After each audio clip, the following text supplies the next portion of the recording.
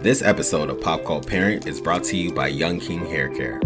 Young King Hair Care is a multicultural grooming company for young men. Leveraging plant-based ingredients, Young King creates clean products to promote textured health and growth.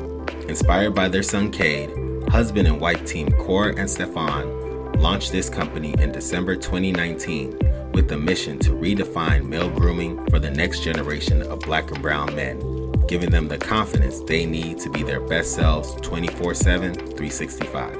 My two sons have been using Young King Hair Care products since they launched, and I highly recommend everything, especially their leave-in conditioner. Featured on Good Morning America, Shark Tank, Essence, CNBC, and more, Young King can currently be found in the shelves of over 15,000 Target, Walmart, and CVS stores, as well as Amazon. And just for members of Pop Cult, use the discount code PopCultParent to receive 15% off your order at YoungKingHairCare.com. That's PopCultParent, one word, to get 15% off your order. What up, internet? Who you are, where you be, where you at, what you see. This is Pop Cult Parent, your favorite podcast that talks about life, pop culture, and everything in between. I'm one of your hosts, Mark M.F. Jones, and I'm joined by... This is Niels R.Y., and this is CNN. And this is Shannon, aka you underestimate the power of the dark side. And before I let you go, let me get back in stride and tell you guys, we had some sad news. You know, if you're joining us in Pop Cult, we had some sad news these past couple of weeks. We lost some legends. I think that's the only word you can use for them. In pop culture, Frankie Beverly died, and James Earl Jones passed away as well. I think relatively close to each other. Yeah, right? Like a couple days apart. Yeah. So, man, when it rains, it pours. 50 Cent.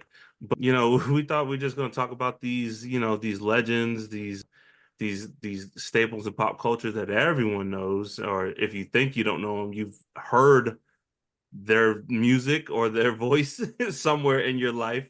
I don't think there's a person on earth who hasn't been touched by either one of these gentlemen in their craft. But, you know, we're just going to get right into it, and we're going to start with Frankie. And, you know, who wants to go first and just talk about this gentleman? Well, I'll give a little bit of a rundown about Frankie Beverly and Maze. So, a couple of things. Frankie Beverly and Maze, funny enough, actually let me ask you this, because I want to test and see what answer you all think. Where do you think Frankie Beverly and Maze are from geographically? If I had to just guess, I don't know why this is in my head. No clue why. Indiana. For some reason. Okay. I don't know. Okay. The fact that you're asking us makes me feel like it's just, we would never, I'm going to say like Wyoming. Okay. It's neither of those. The reason I was asking is because I think if you ask the majority of folks from the DMV, they would tell you they think Frankie Beverly is from the DMV. It would make sense. And I would also argue, if you ask some folks from Atlanta, they will tell you that Frankie Beverly and Maze are from Atlanta or Charlotte or Texas. And the reason I say that is because they're universally beloved by the Black community. So much so that they think it's theirs. Like, the DMV loves Frankie Beverly and Maze so much. There are stores and restaurants named after the songs of Frankie Beverly and Maze. There is a Joy and Pain store. There is a We Are One restaurant right down the block. Like, the DMV loves Frankie Beverly and Maze. So they're actually from Philadelphia, in case y'all were wondering. Okay. And and then also moved to San Francisco. Hold up, wait a minute. Y'all thought they was So they, a couple other things about Maze. They never won a major award, despite being, for over 50 years, I believe, one of the most successful and supported groups in music history. Their songs are recognized on the same level as the OJs, Marvin Gaye, Motown. So to me, they can be considered the greatest underground band ever. Even though they have like they're a part of a major record label and they have silly hits. They've never won like an award before. I don't even know if they've been nominated for them. And they have songs like Happy Feelings, Golden Time of Day, Southern Girl, Joy and Pain, We Are One, Back in Stride, Can't Get Over You, and of course, I believe now considered their biggest hit, Before I Let Go. Properly remixed by Beyonce. And then last but very much so not least, I haven't entered this age demographic, I believe, but for those folks who do attend Frankie Beverly and Mays concerts, they're known to be dressing up in all white. It's like a thing. You said you haven't entered that age bracket yet? I don't think I'm there yet. And unfortunately, he passed, so I'm sure Mays will still be touring, but I think I'm like 3 years away before I'm busting out the all white fits going to a Mays concert. So yeah, that's just some fun facts. But Shannon, yeah, what are your thoughts on Frankie Beverly passing? Well, one, I just want to comment on the attire for concerts, and I look forward to that day when it's like you can be like, raise your hand if your outfit came in a set. And I'm like, it's gonna be me. Like my fit was a set. Go ahead, wait. old head. Go ahead, old Shannon. Yeah. Ding, ding, Like it is ding. a white linen button up top and white linen shorts or pants set. They come together. So Can't wait. One so time, I'm looking forward one to time, that. world, one time. That's Uh-huh. But yeah, so to all of that, yes. And the fact, I mean, Frankie Beverly and Mays, they are the culture. I mean, old heads, if we're saying like old heads, I mean, us included, it's like I guess our parents had it, we grew up on it. The generation after us, like they better be accustomed to it, to their music. And yeah, they are amazing. And the fact I'm gonna just mention, like, before I let go, that is it basically. I know we do have the Black National Anthem, but that is like, I feel like that is like Black National Anthem like 1B, like, compared to you can't. It's like you can't gather like more than 15 black people and like that. Like can't yes. that record isn't played. It's like they're not even like they could be like in a library and it's like before it Yeah, just starts yeah. It playing. We just don't even know. naturally plays. No one has a player or anything. It just follows them wherever they go. Yeah, yeah, it is the tune of the ancestors, and but like truly, I mean, any black gathering, especially, I mean, we're saying cookout, family reunion, grandma's 85th birthday party, whatever it is, like Before I Let Go is being played. I know they have many, many more hits, but I mean, to me, especially that one always stands out because also it has this pull to me because my family has a family reunion that's been going on for I think it's 62 years now, something like that. But it is like I think of that every time I hear it because that's played at our family reunion and gatherings. But but yes, amazing. And something that also keeps coming to mind is I am so happy for Frankie Beverly and Mays, especially Frankie Beverly because of just passing, that they got to go on this last tour because I believe over the past year, maybe it was 2023 into 2024, but they did their last tour and they said like this is our last time touring. And it's one of those things, it's like did they sort of know, like, for example, was Frankie Beverly sick and they knew it, they knew it would be their last tour, his flowers. Like I'm sure he knew over the decades he was appreciated, but to do that last tour and really just see live how many people would come out, listen to his music, how much they appreciate him, and to get that, and then, within a year he's gone. I'm just so happy that that was able to happen because that doesn't get to happen for everybody. Yeah, man. Yeah.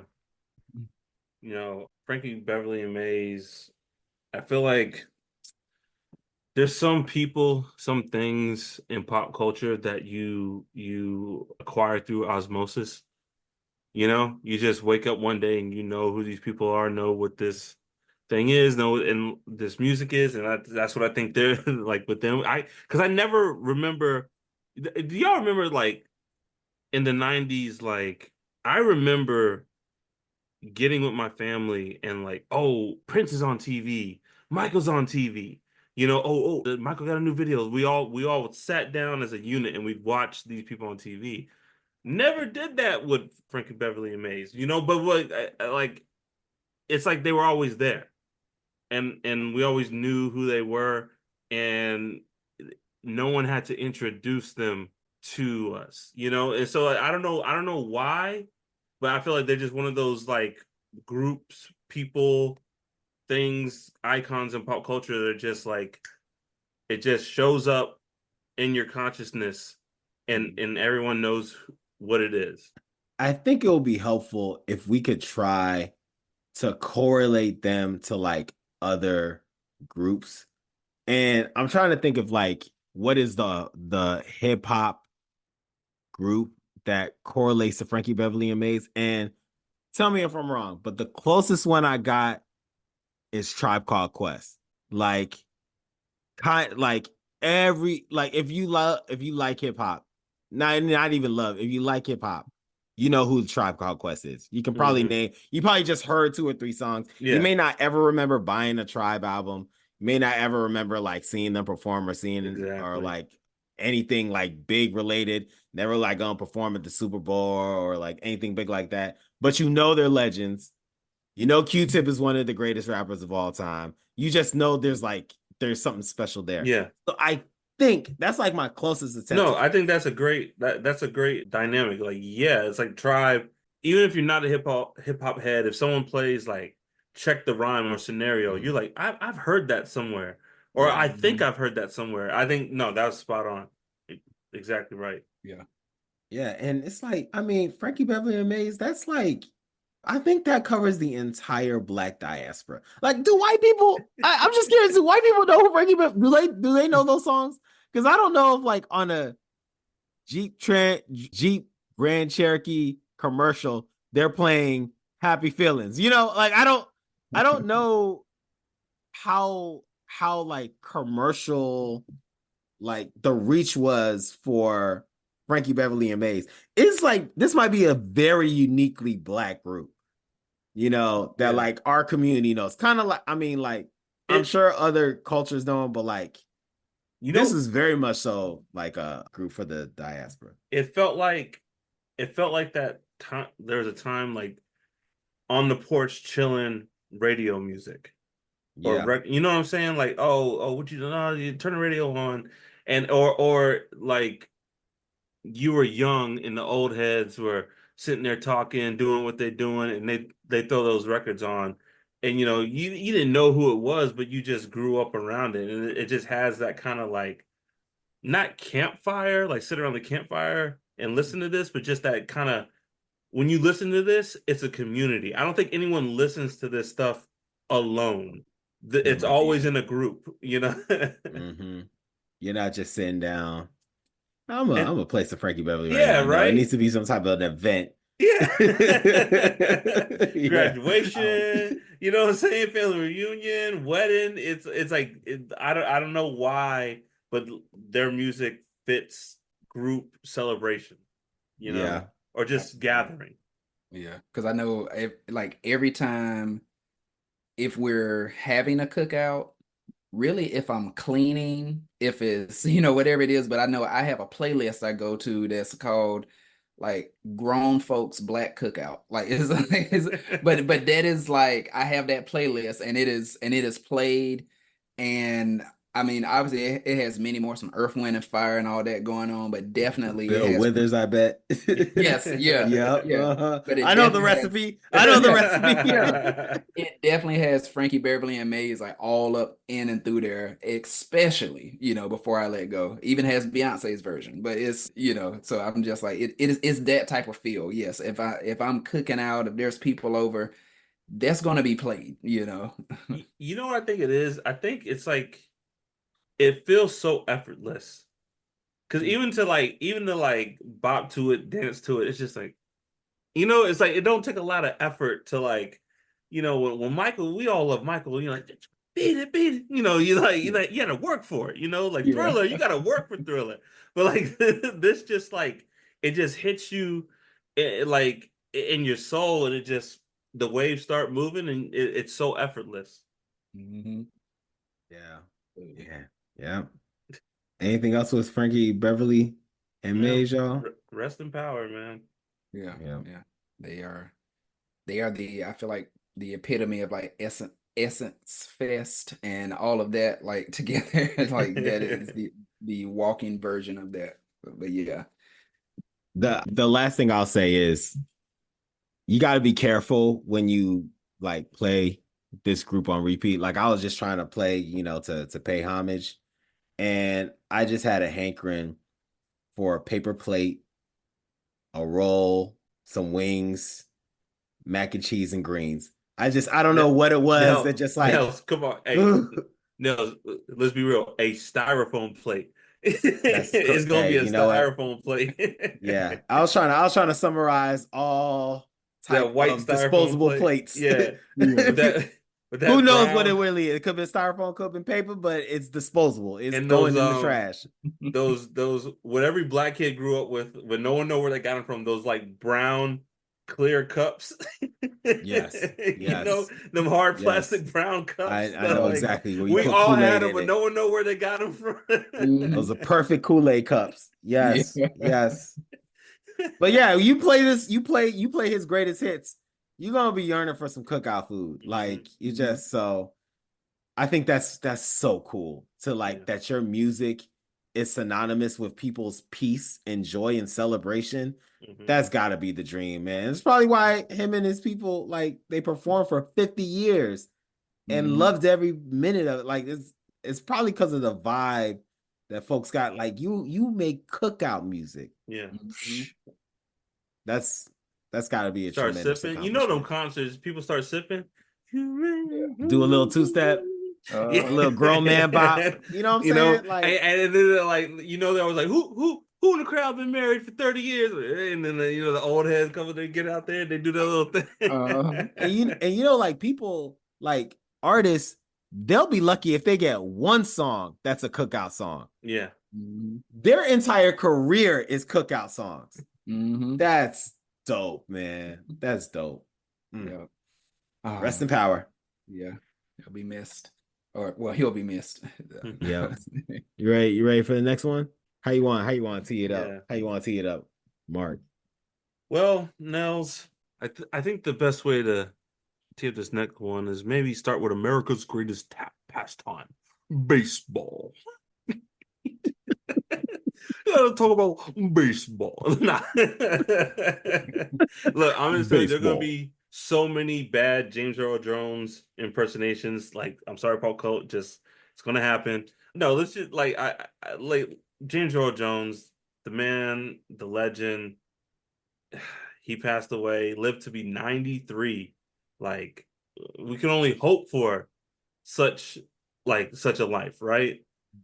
Fellas, like, where do we start?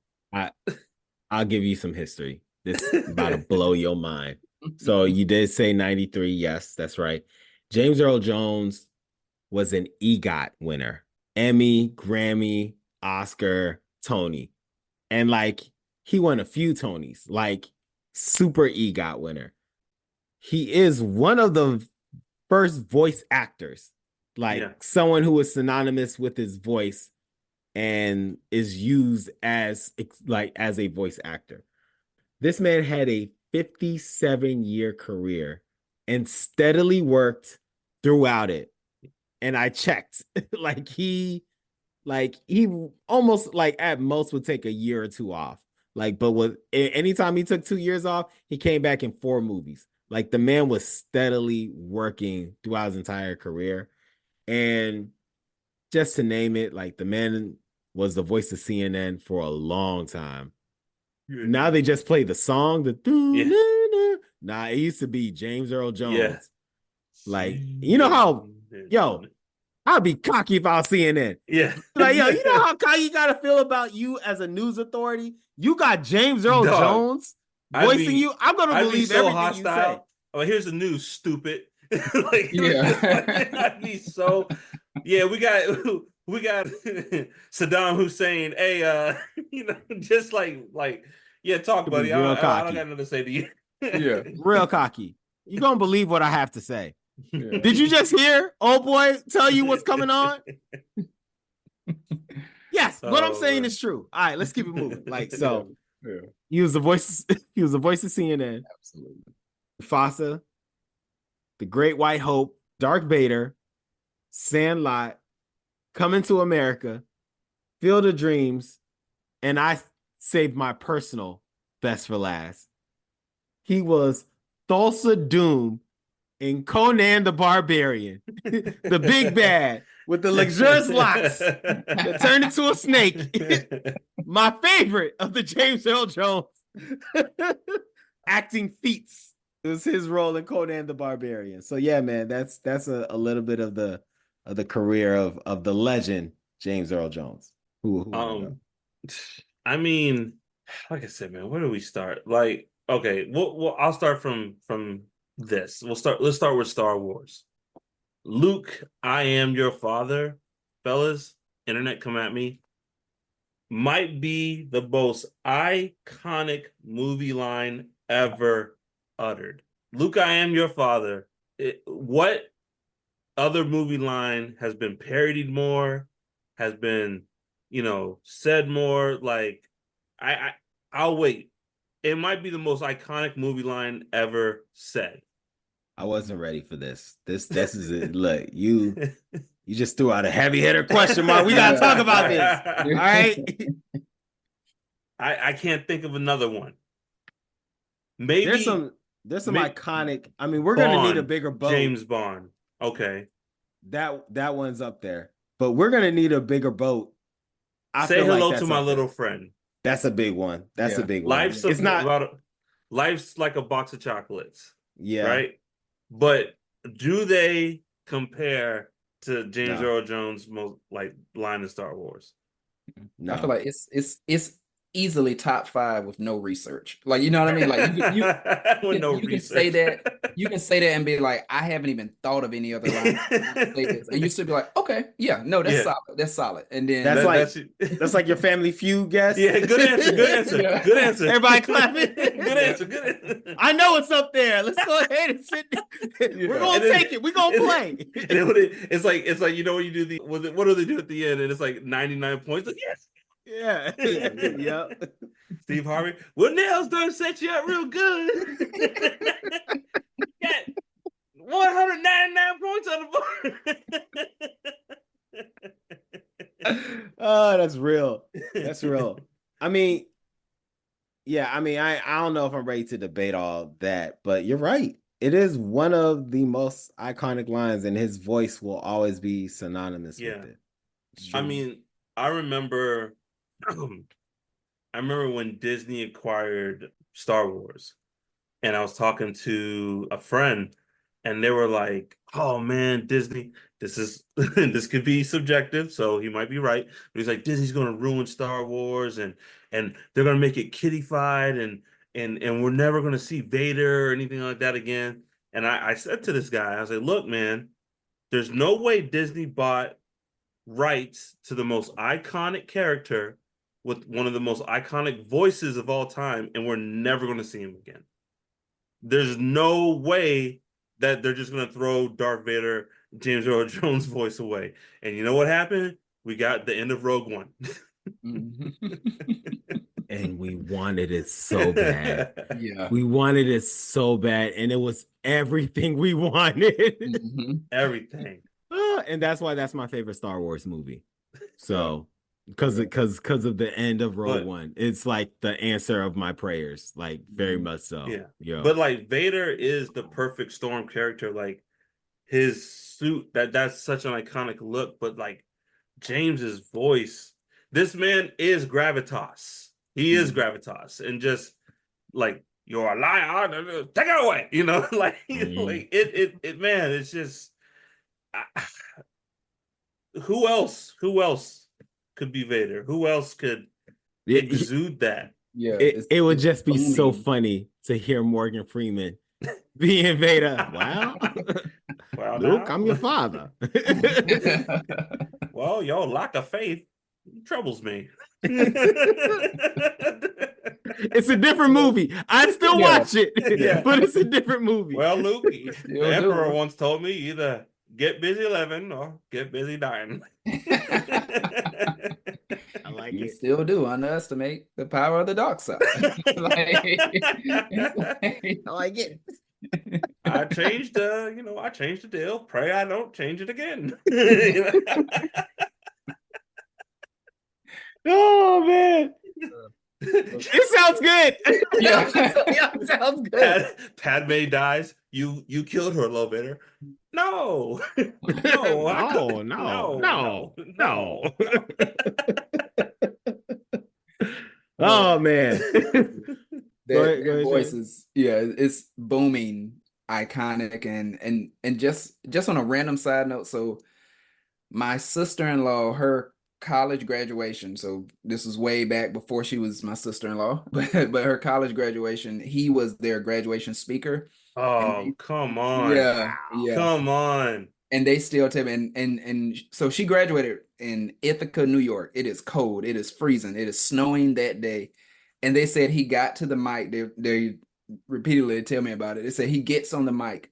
The very first thing he says in his voice, I'm going to impersonate it, but it would do it no justice. But he was like, Ithaca, I am cold. Like in his booming voice. But they were like, that is James Earl Jones. That is the first thing that he says, and everybody. And I feel like when that is said, you're like, hype. you're probably like, I mean, do you want me to turn it up? Like I can turn up. I can turn. Do you want me to turn up nature? Like Yeah, I can turn up the climate. Would you get like him a blanket? Get him a someone get him a blanket. But yeah, he was like, I am cold. And then, he goes into it and they laugh and everything. And then he goes into a speech. But I can just imagine that booming voice, saying I that. mean, Keith Davis. He would. Sorry, I know this is a delayed answer.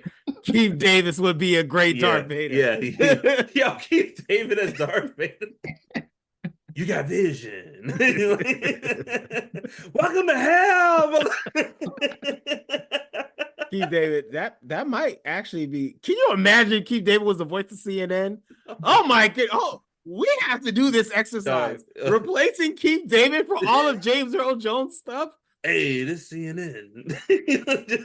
There's something there. Wow. Oh man. I'm liking where my mind's going right now, but for another day. I just have to say, two of his most iconic roles is him playing an African character. Mm-hmm. And as someone who is West African, I'm absolutely fine with it and proud.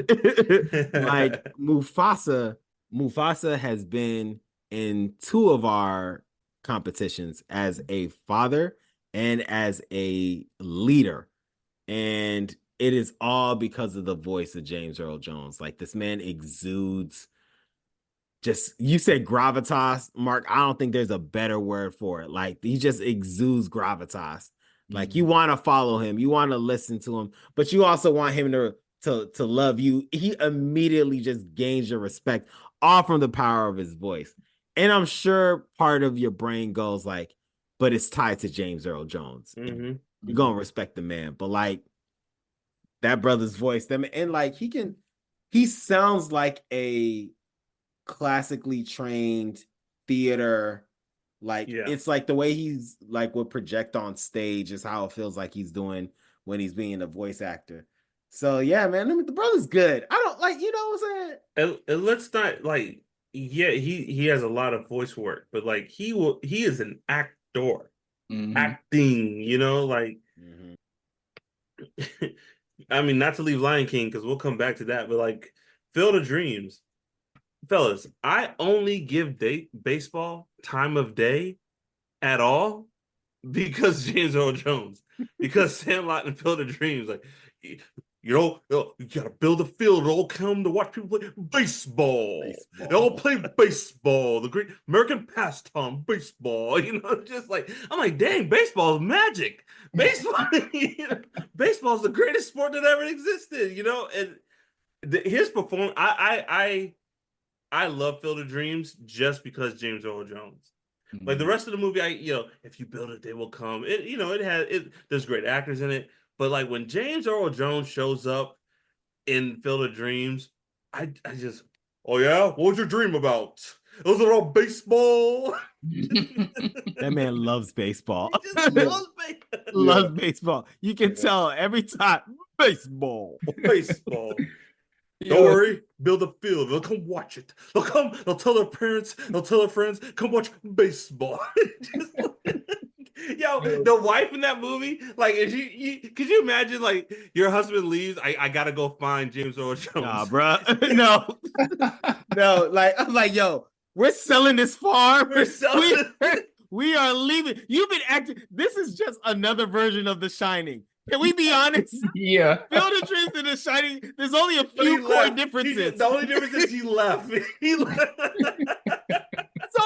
There's only a subtle couple differences, bro. But it's the same movie. And his daughter almost choked to death. And like, yeah. Don't worry. And a ghost, a spirit came. A ghost doctor came. Yeah. Yo, and James, like, come on, bro. He should be like, he's like, oh, these ghosts, we gotta get out of here. We gotta go. Oh my goodness. Funny you say that too. I'm like, funny you say that too, because you mentioned his love of baseball, because Field of Dreams, Sandlot, and then I'm thinking he is the reason I got interested in Fences, like the play Fences by August Wilson, his performance in that. So I remember I was in a theater class in college. We had to act out a scene from a play, this and that. And so like I happened to come across that. That was my first introduction to Fences. It was amazing. And so I did his part for like the performance we had to do. And from that moment, I was always like, I want to see Fences. Like I want to see that play whenever I can get to see it. And of course, whenever they had the Denzel Washington, Viola Davis, when that came out, I was just like, this is amazing. Because I mean, I knew I wasn't going to. Shannon, they had to get Denzel Washington. Yes. to even like, if we're going to do this, we got to get Denzel Washington to even like be slightly what James Earl Jones was. And like Denzel killed it. But it's like, if you don't get Denzel Washington, there's no Fences movie. Yeah. Because James Earl Jones killed it during the play. You know what I'm saying? Absolutely.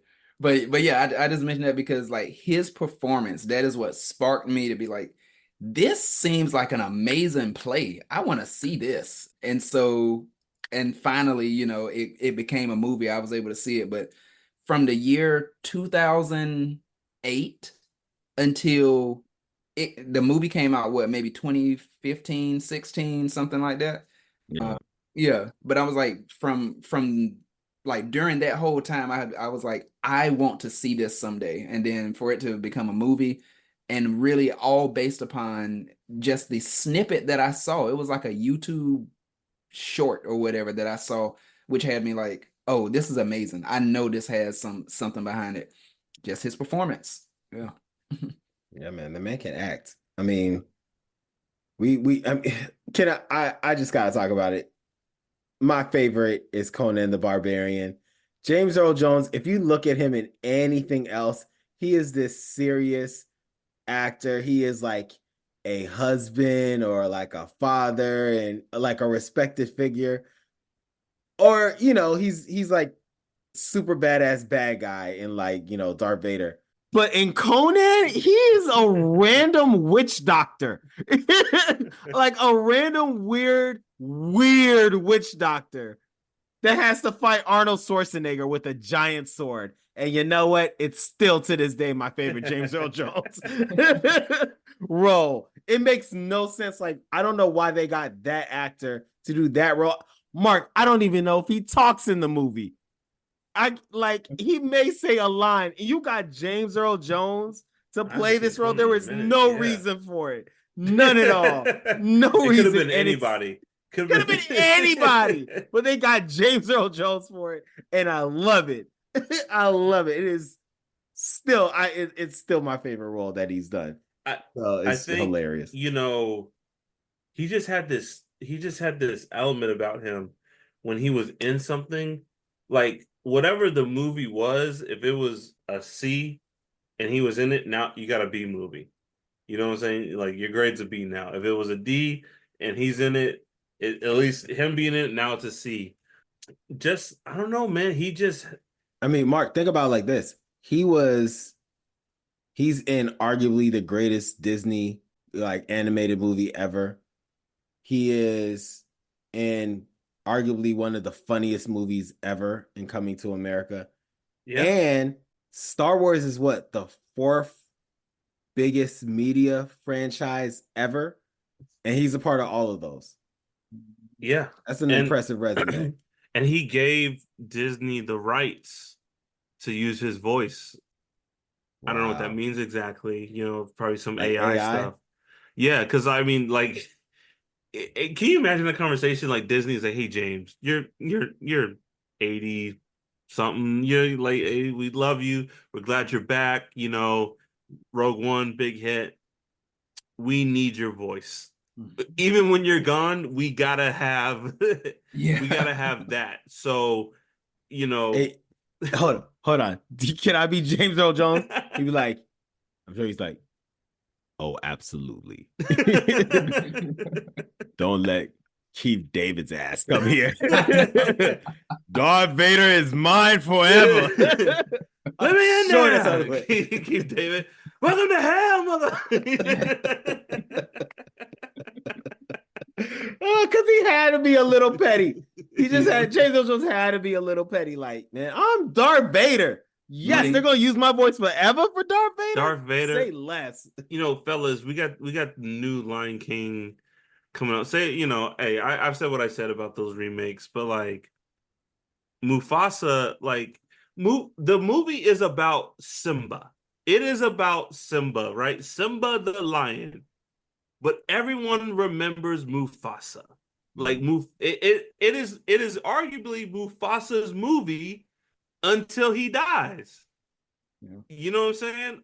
It's very Ned Stark, Game of Thrones. Yes. Season 1, if you think about it. Yes. Yes. Like dog, from the minute he's on the screen, you know, Mufasa just like grabs you. You're like, this is a king. This is a king. And it's a cartoon lion. But we're like, that's a king because James Earl Jones' voice is coming out of that cartoon lion. And makes you want to live on Pride Rock. Yeah. Yo, fellas, there was one moment in the original Lion King that like it's a small moment, but you know when Simba and Nala they go to like the elephant graveyard or whatever and they get in trouble, Mufasa saves the day or whatever. So they're walking back to Pride Rock and then Mufasa says like Zazu, and he's like take Nala home. I have a discussion with my son, and like you see Simba like duck down, and I love the moment where he's like Zazu's like Nala, let's go home. He's like Simba, good luck. Like, because like you know, like yes, like you even as an audience, you don't want to disappoint Mufasa. You don't want to. You feel bad for Simba because, like, no, you lit down your father. You lit down Mufasa. Like, and that's I credit that to James Earl Jones's performance as that character. I have never wanted to know so much more about a character, right? Like we knew Mufasa was a great king, this and that, but for me, I was wondering as a kid watching this for the first time, like, how did Mufasa become king? How was he before being king? I wish that he was in the movie more because, I'm like, I know this would be a very different movie had Mufasa not died, and so, yes, a lot of this was, the animation and you actually seeing Mufasa, but it was so much attributed to the lines that were said by James Earl Jones and the way they were delivered, Yeah. Yeah, man. Mark. I hope, my last name being Jones, that down the line I might be related to this legend. But I wanted to ask y'all, I think I found the one movie he does not talk in. I wanted to see if you guys can guess what that movie is. I'm is thinking, it not Conan? I haven't seen Conan in forever, but I think this movie that I'm thinking about, I don't think he says one word in the movie. And it's a movie that we would know he's in. Oh, both of you would know this movie. Yes. Really? Okay, let's narrow it down. A time frame. Is it like late 90s. 90s? Oh, 90s Early movie. 90s, mid to early 90s That we know. that you We know. know this movie. I don't think there's it's a predominantly black cast. wait. No, I know we're not talking about Roscoe what I'm thinking. Jenkins. No, it wasn't. Wait, no. He talked in Meteor Man, right? He spoke in Yeah, Meteor. it's Meteor Man. I don't think he He says one word in Meteor didn't? Man. Now that you say that, Yes, he did. There's no way he didn't talk. I don't remember him ever talking to Meteor Man. Oh, wow. Oh, I will have to investigate that. Yeah, Internet. Let's say if he Check, does it, fact check him. Nels, to quote you, the balls. You get James Earl balls. Jones to be in your movie and like don't talk. Just rub this magic rock in. Oh no, Robert. no. I'm sorry. You guys are right. I'm confusing him. He does talk because I'm confusing him with Bill Cosby. He does talk in Meteor Man because he has that Radio Raheem haircut. Yeah. Yes, he does. There we go. but Bill Thank Cosby goodness. does not talk. Right? I'm Bill keeping Cosby this in, by the way. talk. Okay. Yeah, Keeping this in. Keeping this in. Yeah. It's like just because we can't remember it, he definitely says something. All right, cool. Good. Anything else, y'all, about the legend? Oh, wait, we gotta talk about Coming to America. Yeah. I mean, King Jaffe Joffer for a while now, and mind you, my family's from Africa. I thought Zamunda was a real place. No, yes. And in particular, I thought James Earl Jones for a long time was African. Like an African actor who just did Coming to America. It made sense in my young mind. He was also the voice of Mufasa. And I just thought Darth Vader was his American accent. Like I thought this man was legit African. That's how compelling Coming to America and King Jaffa Joffer was to me. Like I agree 100% what you said. Like because of his performance, I thought Zamunda was a place. Mm-hmm. You buy that nation. It's Wakanda because of him. Mm-hmm. It's just like if James Earl Jones could have been in front of a broken down 7-Eleven, he's like, "Welcome to Wakanda." I'm like, "Dang, Wakanda is dope." Yeah. Like y'all got a lot going on here, you know? Because he just like why I walked through the door. Him? I say that I walked through the door. I'll be like, there's gotta be more to it than what I'm seeing. I know. I just saw a roach at the corner, but why would he lie? This place is dope. I gotta go in. Why would he lie? Y'all got some more. Y'all got some more Zamunda in the back. Some more Zamunda in the back. I don't know if you could say. I don't know if you could place voices in a time period. Maybe you can, right? But to me, James Earl Jones' voice is like if you had to give the civil rights movement a voice, it would be his voice. Like that is peak Mississippi hot church special guest speaker Martin Luther King boycott voice. You know what I'm saying? Big that's church announcement voice. Yes. Yeah. Yes. Like, and the baseball game will happen next Sunday after service. There'll be donuts and coffees. Donuts and coffee and served to the elders. Please return your fans back in the baskets. Yeah, he definitely got some. Open your hymns. Announcement voice. Yes, man. The white yes, Pontiac. Your lights are on. Sister Mary will be baking the cake this year. Yes.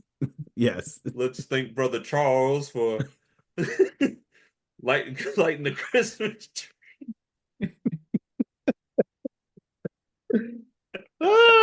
James Earl Jones, man. No, I mean, we use this word a lot, but we're not using it lightly when we talk about him. Legend. He is a legend. When you think about cinema, that voice, like that I want my Alexa to be him. I want my Siri to be him. You know what I'm saying? Like, if I had a robot follow me around, like, yeah, talk like James Earl Jones. Like, at 9:00, you have a doctor's appointment. And if you hurry up, you can get to McDonald's before they close breakfast. You know, like that's actually a very dangerous proposition you're asking there, Mark. Yeah. To give technology James Earl Jones voice to tell you to do things. Look, I don't think I want that. I don't want that. Skynet's job could have been a lot easier if all Terminators talk like James Earl Jones. There would be no war. Everybody would look at John Connor like he's crazy. You're a crazy person. John Connor would be like, no, the revolution. They're gonna take over the planet. They're like, what? Boo! T-3000? Why wouldn't we listen to him? What did you say again? Return all of your weapons to the front.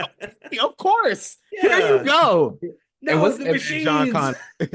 And what's so bad?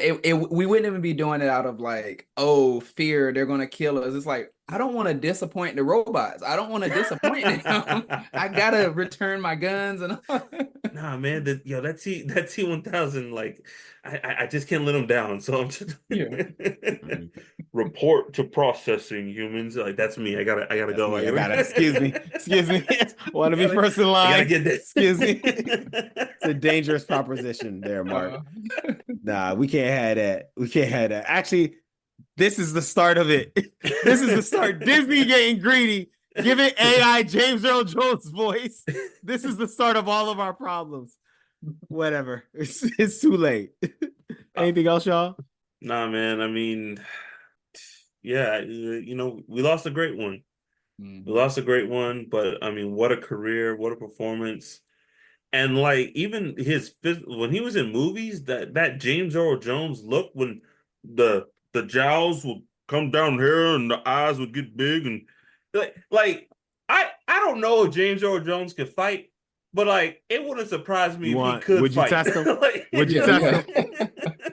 Would you test him? No, I wouldn't. Oh, hell no, dog. I'm good. Can you imagine the scene from Life? Like, give me you gonna eat that cornbread? Give me your corn. I'm like, dog, take all this. Like, I ain't testing it. All the way to 93-year-old James Earl Jones. He needs more corn. I would have been to the lunch like, hey, he need more cornbread, dog. His son must be the most well-behaved child on the planet. The principal be like, or like the teacher be like, or I'll tell your name. Like, dog, no. It's like thing to my father. It's like little John Jones. He's like, John, I'm gonna call your father. No, please. And he said, no one's leaving. Sit down. He starts going through all the stages of trauma and grief. He starts negotiating. Like, do you want that? Why would you want that? You want to talk to him? Come to you too. Like, come on, you don't want that. Like, turns into a whole hostage thing. Like, John, we won't call your father. Just let your classmates come. It's too late. She said you can call my daddy. It's gone too far. The idea's in her head. My daddy is Mufasa. You can't play with me. Like, you be trying to tell them, no, it's their fault. It's their fault. They said it to me. This is how I'm supposed to react. I just wanted to color. Oh man. All right. Y'all. Thanks, y'all. And thanks for listening, Pop Cult. We have a new episode every month. You can find us on all social media at Pop Cult Parent, POPCULTPARENT. Visit us at www.popcultparent.com. Become a member of the Pop Cult at our Patreon, patreon.com/popcultparent, where you can see our full video episodes.